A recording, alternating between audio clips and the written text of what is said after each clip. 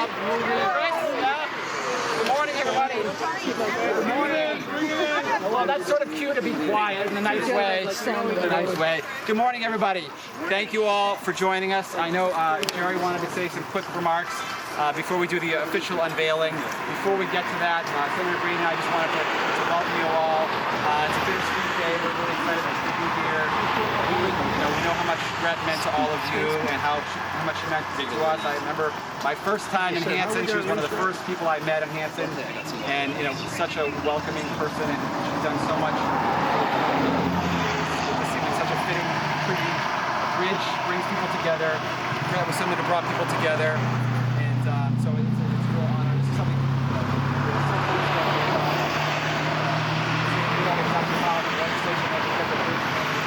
the back to the House and the Senate, with Senator Brady's help. So we're really pleased that you could all be here to celebrate this day. We'd like to remember Gret and all the wonderful things she did for the community and obviously for your family as well. So this is, I want to let Senator Brady say hello, but I wanted to this is a copy of the, I'm going to send this to Jerry, of the actual legislation that was passed by the governor designating this as the Gret Lozeau Bridge. We had actually formally passed this as a piece of legislation. So this is what's called the parchment that made that happen. So, good to see Jerry.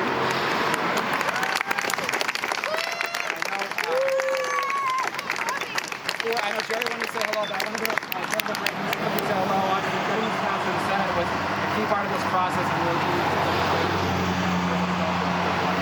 well, thank you. And let's give Reverend Josh Cutler a round of applause because he led the way on this.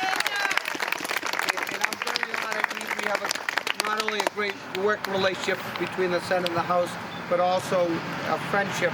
We've known each other many times, and I'm grateful to be here. I know Gret and lots of this community and what you meant for this community, and it's great to see the turnout for the family as well. It's very humbling as well.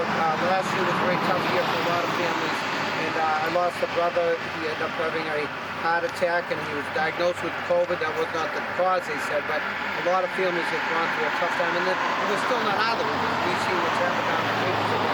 I'm just happy that we can gather here publicly with all our good friends and family members, and I just want to God bless the family, and this is a great honor to be a part of this. So Jerry, we're going to turn it over to you, and feel free to share some wisdom with us. There's no microphone, I'm sorry. How many of you are going to the Hitching Post? Me. That's why you're here anyway, right? Yeah. Let's get to the Hitching Post. Just a couple of things. It's tough because you think you're doing well and all of a sudden, bang, something like this happens. Or you read somebody's just beautifully written note, even 2.5 years later. So it just gets to you. So I'm going to go just a few seconds beyond. He always accuses me of speaking too much. I won't today. So I want to thank Representative Josh, State Senator Michael Brady, Josh's staff, Cole, over there, and his two. Cole gets to have interns even. The two Andrews, Stonehill and Purdue over there, and with Cooper, where are you? Oh, and Cooper Leonard. If you were at the Kiwanis banquet a few years ago, he got 2 MVPs, History and Honor Society. So those are his credentials. That's just enough to make it.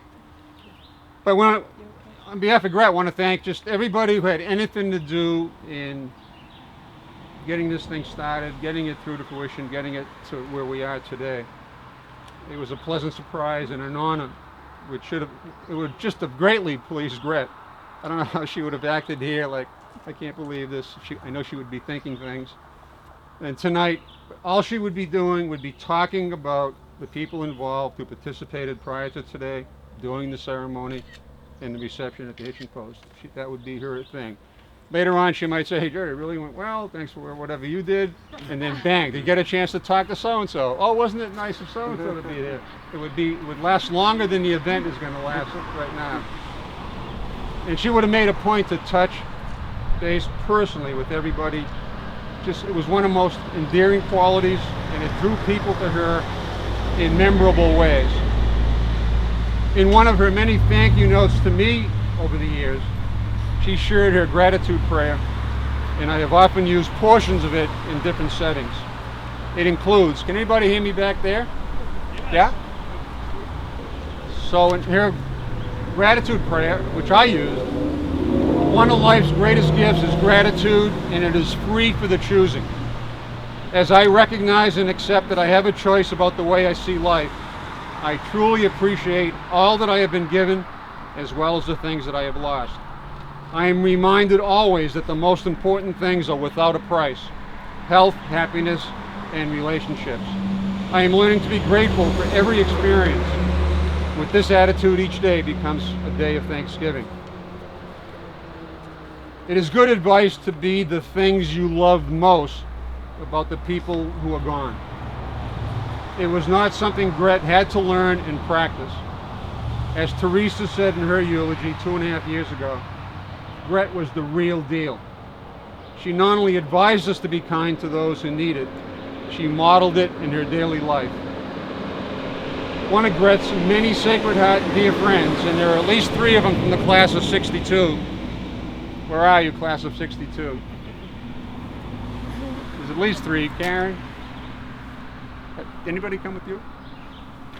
But those relationships, I mean, I think people she met in preschool, she made an impression on them.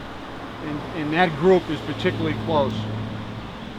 But one of them wrote to me, "The death of a dearly loved spouse can change our place on the planet. Our viewpoint of the future is evolving with unfamiliar signposts.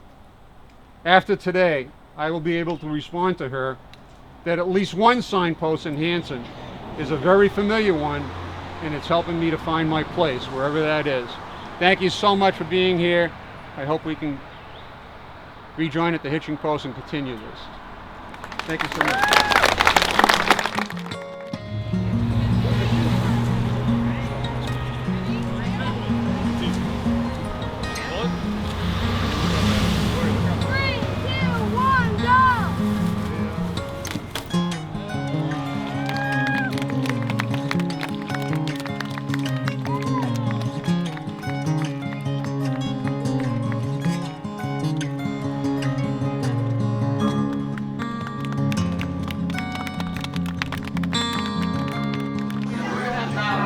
Interrupt your conversation just very briefly again. I'm going to stress briefly because Jerry would like to, he has a few additional remarks that he would like to share with us, and I believe it's a little bit of a presentation. So if you'll indulge us a little bit, I'm going to turn the floor back over to Jerry.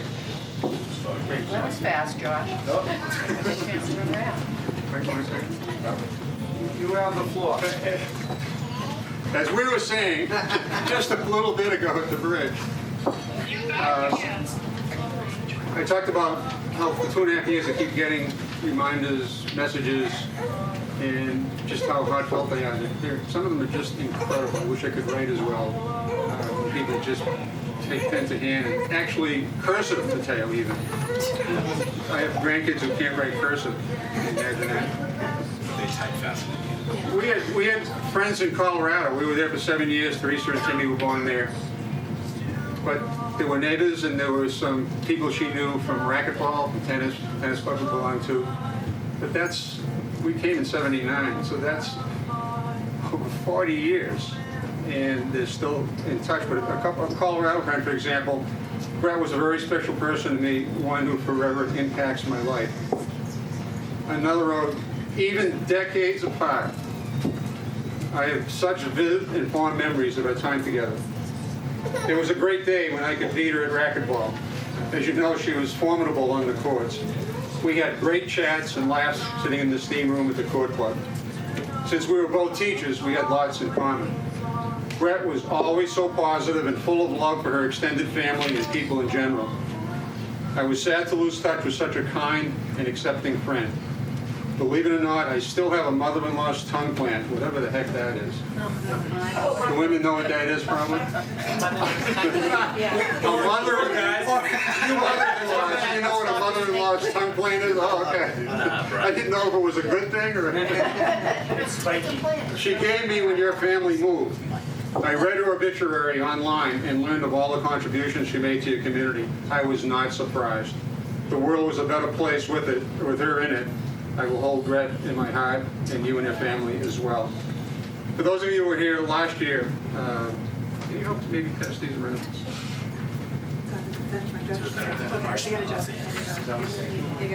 If anybody who wasn't here wants a quote that we used when we were here before, I know I've got it in my weekly planner. I've got it visible to me all the time as a reminder. But in Winnie the Pooh, as Piglet said to Christopher Robin, and by the way, we're FaceTiming our friend, class of '62, Robin Perkins, one of her dear friends, who has a border at Sacred Heart. When they couldn't find her, they called Red Acres Farm because that's where she was. But this quote: if there ever comes a day when we can't be together, keep me in your heart, and I'll stay there forever. And I think that can apply not only to Gret's friends and immediate family, I think all of us, that's a good reminder. I know I have it in my weekly planner. Robin's sister, it's on FaceTime, Lisa Matthews, I'm passing this out. I don't want to be sexist, but women and woke gentlemen like myself might want to get to this website, chicksonthecase.com. It's 8 women who write mysteries, thrillers. It's a great website, so you want to go to that. But one day, they did a collective post, the 8 of them, and they called it Chicks Lucky Charms. Writing can be a difficult process, and there are times when we all need some sort of inspiration to urge us on. So today, the chicks share with you the lucky charms, the talismans, the knickknacks that we keep on our desk to inspire and prompt us when our muse has temporarily flown the coop. And Lisa wrote this: meet Piggy Below, and it's a copy of the one she took from 2.5 years ago. He is 1 knuckle high, and currently the only trinket allowed on my mom's enormous French desk because 1, it is covered in to-do stuff, and 2, I am easily distracted. I also love my tornado in a bottle tchotchke that I got from the Weather Channel in the 90s with a twirl of the wrist, the snow globe type sparkles from a real twister. But like I said, distraction. I took Piggy home from a friend's funeral service last Christmas. She collected pigs and asked that they all be adopted. Piggy came with a beautiful quote from Winnie the Pooh. See photo below. He reminds me always to be kind and keep in mind what really counts, especially when I'm stressed. I mean, I have a box of notes from friends who knew Gret since grade school at Sacred Heart, Kingston, the University of Rochester, students she taught in Dorchester and Whitman, Hanson, and especially Hanson Middle School. It is good advice to be the things that you love most about the people who are gone. It was not something Gret had to learn and practice.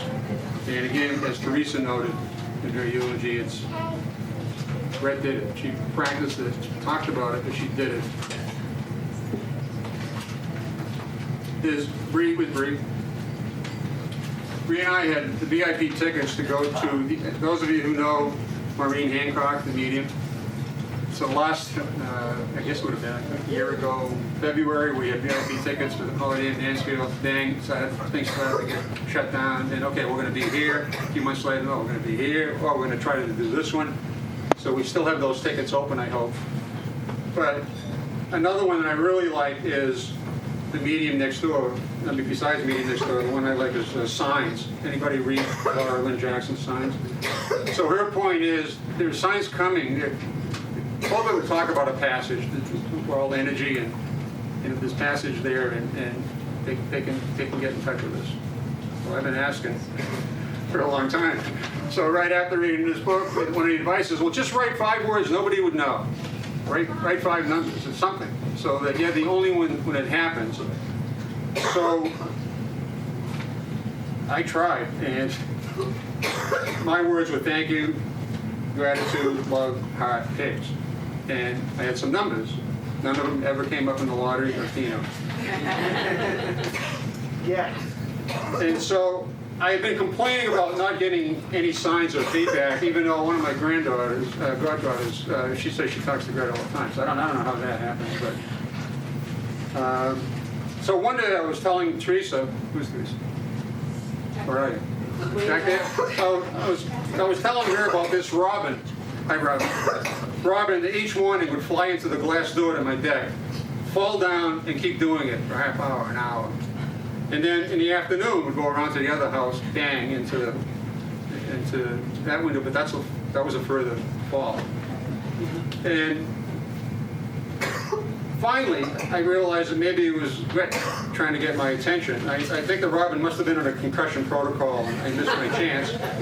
But a couple of weeks ago, he or a Ness family member started the same process, but with not as much enthusiasm as apparently I'm still not getting the message. Well, today's sign could not be any clearer. I think the message is, Jerry, wake the blank up. Do your job. Quit begging for my help every night with your ailments, your handball and tennis game problems, and do the right thing. You can do it. I've seen you do it for 52 years. If you forget, just drive over my bridge a few times a day. Wake the heck up. So that's the advice I'm getting as a sign. I don't know what you're getting, but that's the one. And please feel free to take if you have copies of this, but it's a good message anyway. And then I had a version of hers. I always had a different version of hers, and it was never as good. You know, so if the day ever comes, more about whoever it is, be in your heart. Mine would be try to do a nice thing for people you need every day, even if it's to leave them alone.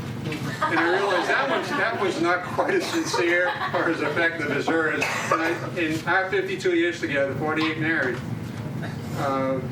I've learned, like, I got to up my game. Whatever I say, like, she does it better. And so, absolutely, she made me better. She made our kids better. I think our grandparents, people's grandkids, and I think anybody she had any kind of influence with. I know you've told me that, people in this room, so I take it to heart. Thank you so much for being here. We do have the kids, Teresa, Tim Gregg. Come up. Thank you for whoever got this done for us, but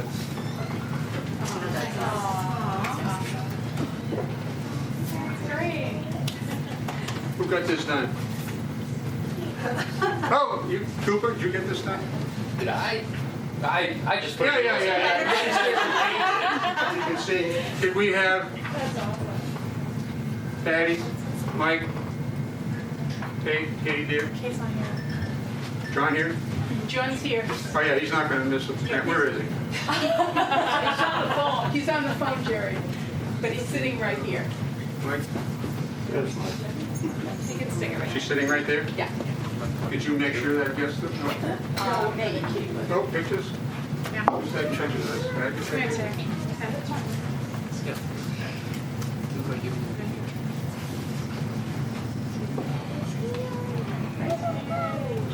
Mike, yeah? Who's Katie? Oh, okay. All right. Thank you. Thank you so much. Eat and drink.